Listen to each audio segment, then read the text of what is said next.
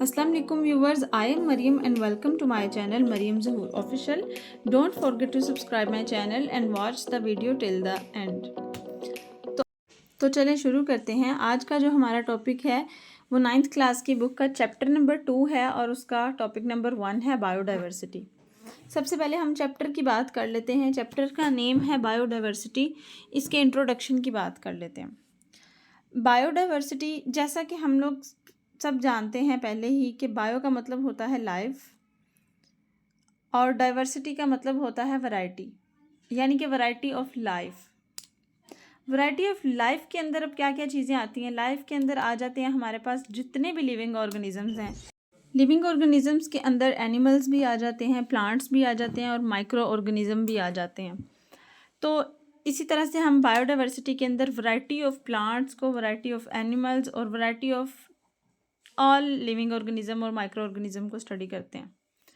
Basically हम इसके अंदर ये देखते हैं कि जितनी भी जो अर्थ है, जो हमारा प्लेनेट है, उसके ऊपर जितने एरियाज़ हैं, अगर कोई लैंड है या समंदर है या नॉर्दर्न एरियाज़ हैं, तो उन एरियाज़ के अंदर जो है हम डिफरेंट ऑर्गेनिजम्स की वैरायटी को देखते हैं कि किस किस तरह के एनिमल्स वहाँ पर पाए जाते हैं। थोड़ा सा इसका इंट्रोडक्शन पढ़ लेते हैं। Our planet is home to a vast variety of organisms, from teeny insects to towering trees. मतलब छोटे से छोटे कीड़े मकोड़े से लेकर बड़े से बड़े दरख्त की बात की जा रही है कि कितने एनिमल्स जो हैं उसके अंदर कवर हो जाते हैं, कितनी वैरायटी है उसके अंदर डिफरेंट ऑर्गेनिजम्स की। और ये ऑर्गेनिजम्स हमारी हेल्थ के लिए भी और हमारे जो है फूड के लिए, हमारी मेडिसिन के लिए, हमारे क्लाइमेट के लिए बहुत वर्क करते हैं। अगर आप ये सोचें कि अगर ये ऑर्गेनिजम्स ना होते, अगर प्लांट्स दुनिया में नहीं होते, तो हम किस तरह सर्वाइव करते? क्योंकि प्लांट्स जो है वो क्लाइमेट को मेंटेन रखते हैं हमारे लिए। प्लांट्स कार्बन डाइऑक्साइड को अब्जॉर्ब करते हैं और ऑक्सीजन को रिलीज़ करते हैं हमारे लिए, और ऑक्सीजन की वजह से ही हम जिंदा हैं। तो अगर दुनिया में प्लांट्स ना होते तो फिर हम भी शायद ना होते। इसी तरह से जो प्लांट्स हैं, माइक्रो ऑर्गेनिजम्स हैं और एनिमल्स हैं, ये आपस में, इनकी जो वैरायटीज़ हैं आपस में इस तरह से एसोसिएटेड हैं कि ये एक दूसरे के लिए वर्क करती हैं। तो बायोडाइवर्सिटी की डेफिनेशन की बात की जाए तो biodiversity means the variety of organisms in a particular area. खसूसी इलाकों में जितनी भी ऑर्गेनिजम्स की वैरायटी हैं उसको स्टडी करने को हम बायोडाइवर्सिटी कहते हैं। Biodiversity of an area is measured by considering the number of different kinds of organisms and variation within each kind. यानी अगर हमने किसी एरिया की बायोडाइवर्सिटी को मेजर करना है तो जस्ट सिंपल है कि उस एरिया के अंदर रहने वाले ऑर्गेनिजम्स के नंबर को हम काउंट कर लेंगे और उनकी टाइप्स को काउंट कर लेंगे और उनको अलग अलग ग्रुप्स में डिवाइड कर देंगे। तो इस तरह से हमें बायोडाइवर्सिटी का पता चल जाएगा हर एरिया की कि किस एरिया में किस तरह के जानवर या पौधे वहाँ पर पाए जाते हैं।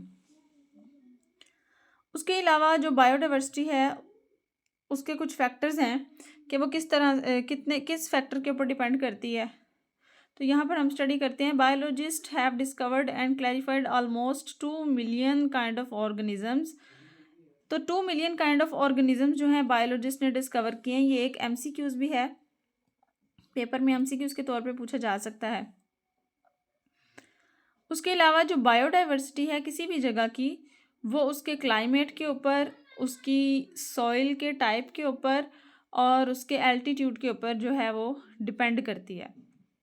यानी कि उस जगह का क्लाइमेट कैसा है, सर्द है या गर्म है। एल्टीट्यूड का मतलब है कि वो ज़मीन का निचला हिस्सा है, ज़मीन का ऊपर वाला हिस्सा है या ज़मीन का दरमियानी हिस्सा है। इस तरह से जो क्लाइमेट की अगर बात की जाए तो ट्रॉपिकल रीजन में ज़्यादा बायोडाइवर्सिटी पाई जाती है instead of as compare to polar areas.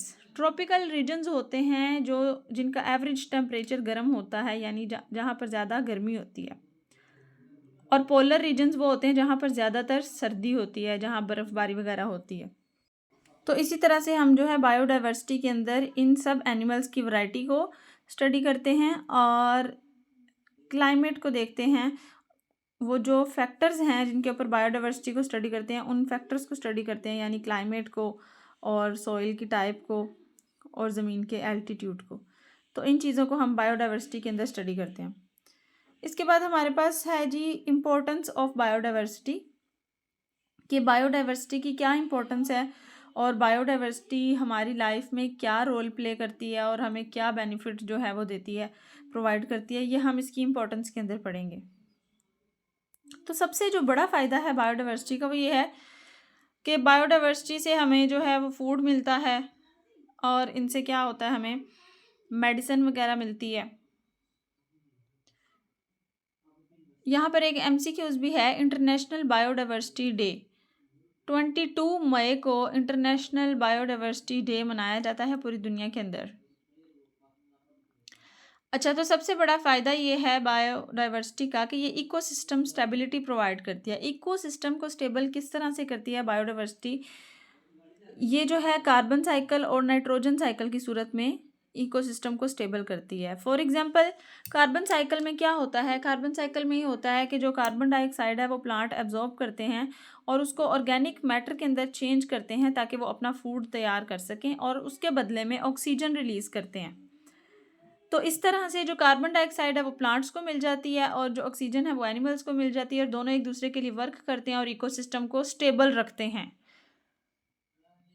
उसके बाद नाइट्रोजन साइकिल है। नाइट्रोजन साइकिल में कुछ जो स्मॉल ऑर्गेनिजम्स हैं वो डेड मटेरियल को इनगल्फ करते हैं, उसको खाते हैं। उसके बदले में वो क्या करते हैं, जो नाइट्रोजन है N2 उसको वो कन्वर्ट करते हैं NH3 में, अमोनिया में, जो कि प्लांट के लिए एक फर्टिलाइज़र का काम करते हैं। तो आप ये सोचें कि अगर प्लांट्स ना होते तो ऑक्सीजन कहाँ से आता, और अगर ये छोटे छोटे माइक्रो ऑर्गेनिजम्स ना होते तो प्लांट्स को भी जो है अपनी खुराक नहीं मिलनी थी, अपना फूड नहीं मिलना था। तो इस तरह से जो बायोडाइवर्सिटी है, जितने भी एनिमल्स हैं, जितने भी प्लांट्स हैं, वो कोई भी बेवजह नहीं है। अल्लाह ताला ने हर चीज़ को, हर एनिमल को, हर प्लांट को एक दूसरे के लिए जो है फ़ायदेमंद ही बनाया है। उसके बाद क्लाइमेट रेगुलेशन का रोल है। क्लाइमेट रेगुलेशन में किस तरह से रोल प्ले करती हैं? इसी तरह से कि जो प्लांट और एल्जे हैं वो कार्बन डाइऑक्साइड ऑब्जॉर्ब करते हैं और ऑक्सीजन को रिलीज़ करते हैं, और जो ऑक्सीजन होती है वो एक कूलिंग इफ़ेक्ट जो है वो प्ले करती है, कूलिंग इफ़ेक्ट देती है हमारे इन्वायरमेंट में, जिसकी वजह से हमारा जो क्लाइमेट है वो स्टेबल रहता है। उसके बाद नेचुरल रिसोर्सेज प्रोवाइड करते हैं हमें। जैसे नेचुरल रिसोर्सेज के अंदर फूड आ जाती है, मेडिसिन आ जाता है, बिल्डिंग मटेरियल्स और फ्यूल वगैरह आ जाते हैं। अब देखें, जितने भी हम जो है वो नेचुरल रिसोर्सेज से ही सब चीज़ें बनाते हैं। जितने भी हमारे पास रिसोर्सेज हैं, अगर कोई फर्नीचर है तो वो भी वुड से बना है, वो भी जो है वो प्लांट से आता है। तो इस तरह से जो नेचुरल रिसोर्सेज हैं उसके अंदर ये रोल प्ले करती है बायोडाइवर्सिटी। उसके बाद इकोनॉमिक बेनिफिट्स हैं इसके। इकोनॉमिक बेनिफिट्स में क्या होता है, जो बायोडाइवर्सिटी है यानी उसके अंदर प्लांट्स और एनिमल्स हैं, वो डिफरेंट इंडस्ट्रीज़ को जो है सपोर्ट करते हैं।